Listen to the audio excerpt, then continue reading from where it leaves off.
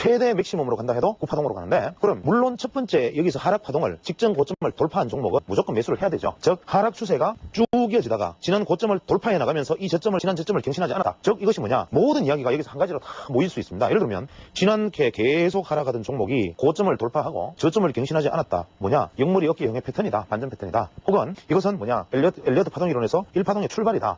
혹은 패턴의 관점에서 전고점을 돌파를 했기 때문에 추세 전환의 가능성이 있고 전저점을 갱신하지 않았기 때문에 추세가 이제 반전됐을 가능성이 높다. 어떤 눈으로 봐도 마찬가지입니다. 이랬을 때 이것을 전고점을 돌파를 한다. 즉 전고점을 돌파를 한다. 무조건 매수를 해야 되고, 또 여기서 전고점을 돌파를 한다. 또 매수를 합니다. 그러나 파동의 마지막에 가서 고점 돌파를 하면 어떻게 됩니까? 그 다음부터는 ABC 하락 남았죠. 그래서 같이 고점을 돌파해 나가더라도 현재 이 파동이 위치해 있는 자리가 어딘가 이것을 보고 매수를 해야 되는데, 무조건 고점 돌파하는 종목에 따라가라 한다고 개인 투자자들이 야 이거 전고점 돌파했다, 연중 최고치 경신했다, 무조건 매수를 한다. 이것은 뭐냐, 고가에서 물량을 떠나는 오류가 생길 수도 있다. 그래서 주식시장에서 어떠한 것이든 유연하지 않게 그 자체로 적용될 수 있는 룰은 실제로 없는 것이다. 그런 관점에서 이분이 가지오 씨가 얘기한 것은 뭐냐, 이러한 부분들이 내가 결정적인 변화를 줄 수 있는 시간적 변화율이 존재한다, 이런 얘기를 하는 거죠. 그래서 이분의 N파동에서는 어떤 것이 말을 하고 있느냐면, N파동이 고점에 돌파하지 못하고 고점에 달하지 못하고 머무를 때 그것은 우리가 파동의 쇠약이다. 혹은 결국 돌파를 하지 못하고 꺾이기 시작할 때는 파동의 파탄이다. 파탄이라는 용어를 씁니다. 즉 N파동은 계속 지속적으로 가야 되는데 이것이 돌파를 하지 못하고 하면 이것은 파동의 쇠약이고, 이것이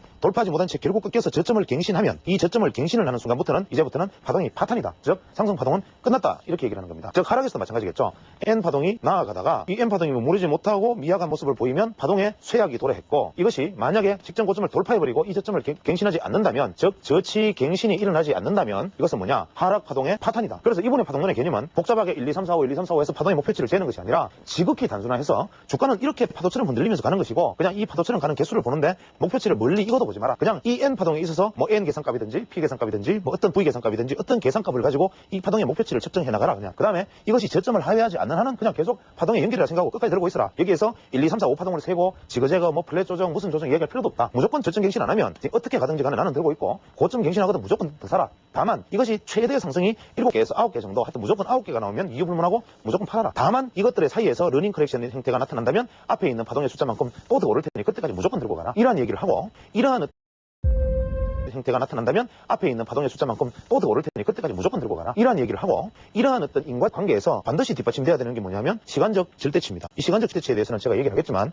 이러한 어떤 파동의 어떤 인과율, 지극히 단순화. 즉 이 일목균형표에서 이야기하고자 하는 파동의 알파와 오메가는 뭐냐, 바로 저치 갱신, 고치 갱신. 즉 고점을 갱신하느냐 저점을 갱신하느냐, 이거 하나 단순하게. 두 번째, 1, 2, 3, 4, 5파동의 목표치 생각하지 마라. 그냥 N파동이 연결되지 않는 조건, 즉 파동의 파탄이나 쇠약이 오기 전까지는 그냥 계속 한 파동의 목표치만 세고 가라. 단기 매매자면 이것만 보고, 장기 매매자면 이것이 한 마디, 두 마디, 세 마디, 네 마디 생길 때까지 들고 가라. 이것이 바로 파동의 단순화. 이러한 것들이 바로 이분이 얘기하고자 하는 핵심이고, 이분이 말하는 조정파동도 제가 아까 Y파동과 P파동을 설명을 하면서 어떤 말씀을 드렸느냐면, 예를 들어서 이러한 파동으로 가는 것, 즉 우리가 삼각조정, 페넌트형이죠. 그 다음에 오히려 반대로 확장형으로 가는 것, 확대형으로.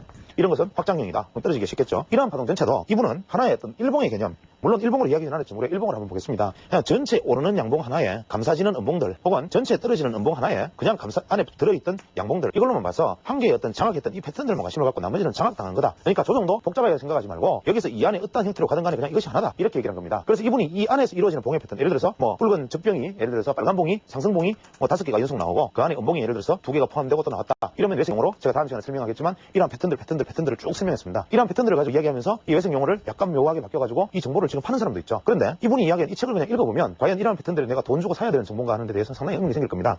그 다음에 마지막으로 시간론에 관련된 문제인데, 이분의 이야기 중에서 시간론에 관련된 문제는 아직도 대단히 논란의 여지가 있습니다. 즉 주식이라는 것은 살아 움직이는 생물인데, 이 주식이라는 것은